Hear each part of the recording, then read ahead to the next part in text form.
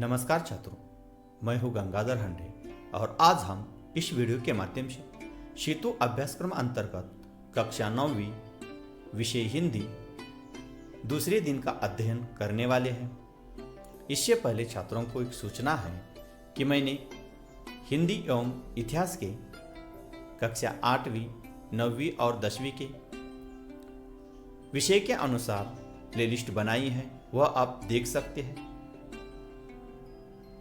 तो इसमें दूसरे दिन में क्षेत्र है श्रवण वाचन। तो दूसरे दिन का अध्ययन करने के बाद छात्रों में कौन से अपेक्षित कौशल्य आने चाहिए, तो उसमें छात्र विविध संवेदनशील मुद्दों, विषयों जैसे कि जाति, धर्म, रंग, लिंग, रीति रिवाज आदि के बारे में अपने मित्रों, अध्यापकों या परिवार से प्रश्न पूछते हैं तथा संबंधित विषयों पर उचित शब्द का प्रयोग करते हुए धारा प्रवाह संवाद स्थापित करते हैं एवं लेखन कार्य करते हैं। तो आओ पता करें। इसमें पहला जो सवाल है वह है मेट्रो ट्रेन और लोकल ट्रेन में अंतर। इस विषय पर अध्यापक विद्यार्थियों के साथ चर्चा करेंगे। तो मेट्रो ट्रेन और लोकल ट्रेन में क्या अंतर है?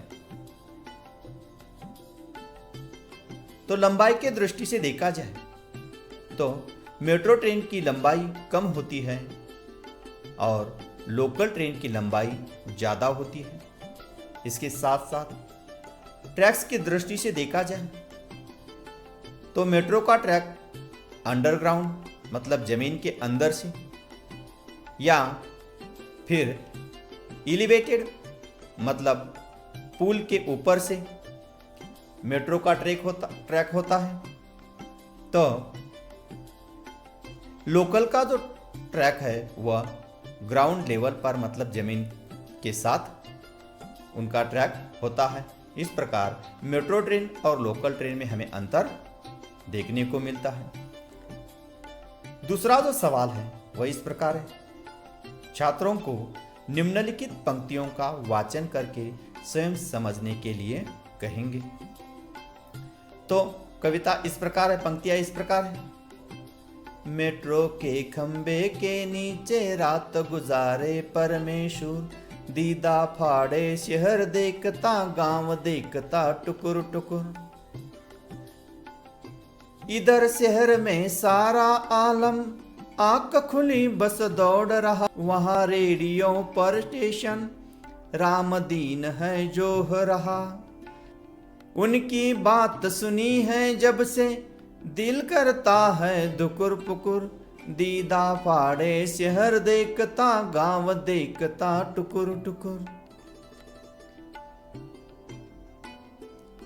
इसके साथ तीसरा जो है वह अध्यापक विद्यार्थियों से कविता की पंक्तियों का सस्वर गायन करवाएंगे। जिस प्रकार मैंने गाई है उसी प्रकार छात्रों को भी गानी है। आओ सक्षम बने। अध्यापक छात्रों से जनसंख्या वृद्धि के दो फायदे और नुकसान लिखने के लिए कहेंगे। तो सम अनुक्रमांक के विद्यार्थी फायदे लिखेंगे और विषम अनुक्रमांक के विद्यार्थी नुकसान लिखेंगे।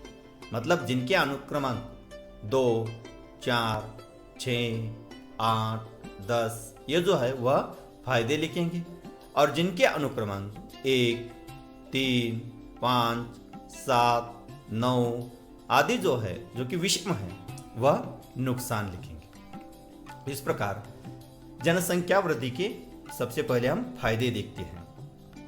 तो जनसंख्या वृद्धि के फायदे इस प्रकार है कि जनसंख्या वृद्धि के कारण पर्याप्त मात्रा में मैन पावर मतलब मनुष्य बल की उपलब्धियां होंगी। इसके साथ साथ दूसरा फायदा यह है कि जिससे देश के विकास में मदद हो सकती है। इसके साथ साथ विषम अनुक्रमांक के विद्यार्थी नुकसान लिखेंगे। तो नुकसान इस प्रकार है, जनसंख्या वृद्धि के कारण प्राथमिक सुविधाओं की कमी होगी। इसके साथ साथ सभी लोगों को रोजगार नहीं मिलेगा। इसके साथ साथ उपलब्ध जो नैसर्गिक साधन सामग्री है उसकी कमी होगी।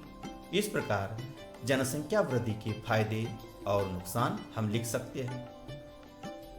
अगला जो है वो है आओ अभ्यास करें। उसमें पहला है आकृति देखकर मुहावरा पहचानिए। नीचे कुछ आकृति दिया है, उस आकृति के आधार पर हमें मुहावरा तैयार करना है।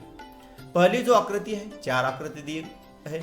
इसमें पहली जो आकृति है उसमें बंदर है, इसके साथ साथ प्रश्नार्थक चिन्ह है और अदरक है। इसके आधार पर हमें यह मुहावरा हम तैयार कर सकते हैं। बंदर क्या जाने अदरक का स्वाद। बंदर क्या जाने अदरक का स्वाद। दूसरा जो मुहावरा है उसमें घर, मुर्गी, दाल और तराजू दिया है।